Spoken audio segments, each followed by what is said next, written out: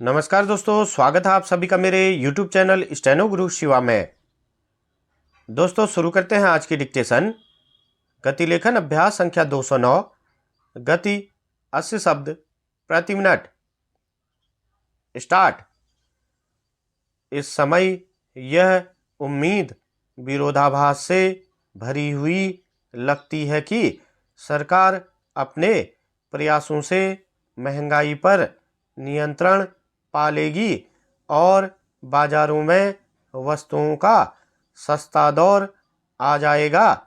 विरोधाभास इसलिए कि पंजाब, हिमाचल प्रदेश, राजस्थान और उत्तराखंड में बरसात और बाढ़ के कारण जानमाल का व्यापक नुकसान हुआ है और उत्पादित वस्तुएं उचित परिवहन के अभाव में नष्ट हो रही हैं।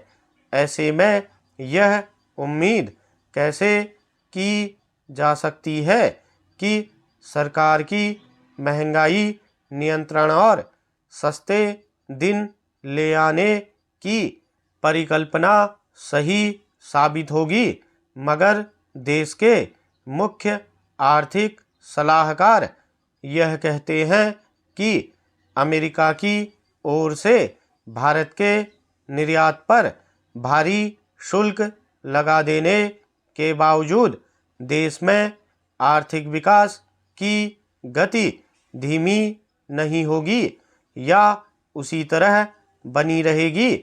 यह भी कहा जाता है कि इस वर्ष की पहली तिमाही में देश के आर्थिक विकास की गति 7.8% से 8% तक रही, तो यह एक उम्मीद और राहत भरी बात है। जिस तरह घरेलू निवेशकों का रुख देश के उत्पादन और निवेश को निरुत्साह न होने देने का है, इसी प्रकार सरकार पूंजीगत निवेश के साथ एक ऐसा नया ढांचा बनाने की कोशिश कर रही है जिससे आत्मनिर्भर भारत का सपना साकार करने में मदद मिलेगी। कल्पना चाहे कितनी भी लुभावनी क्यों न हो, लेकिन यह भी सच है कि अमेरिका के राष्ट्रपति डोनाल्ड ट्रंप अपने वक्तव्यों में भारत के प्रति कभी हाँ और कभी ना की नीति पर चलते हुए 50% शुल्क को घटाने के लिए फिलहाल तैयार नजर नहीं आते हैं।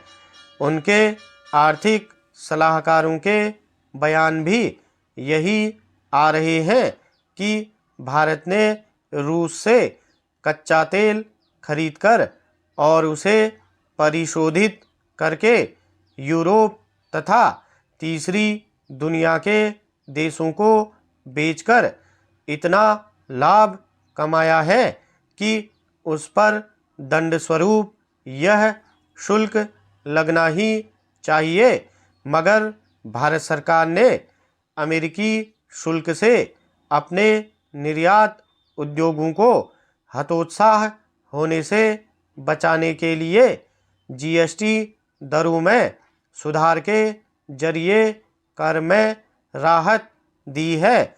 अब कर की दो दरें 5% और 18% है। 12 और 28% की कर श्रेणी को खत्म कर दिया गया है।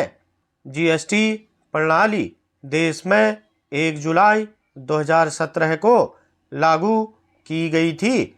अब 8 साल बाद इसमें व्यापक सुधार किया गया है। सरकार को उम्मीद है कि जीएसटी दरों के कम हो जाने का असर लगभग 400 वस्तुओं पर पड़ेगा। जब कर घटेंगे तो निवेश की प्रतिस्पर्धी ताकतें भी मैदान में आ जाएंगी और इस तरह से निर्यात क्षेत्र में निवेश की कमी से जो असर होगा वह वस्तुओं के सस्ता हो जाने के कारण नए उत्पादन को बढ़ावा देगा। स्टॉप।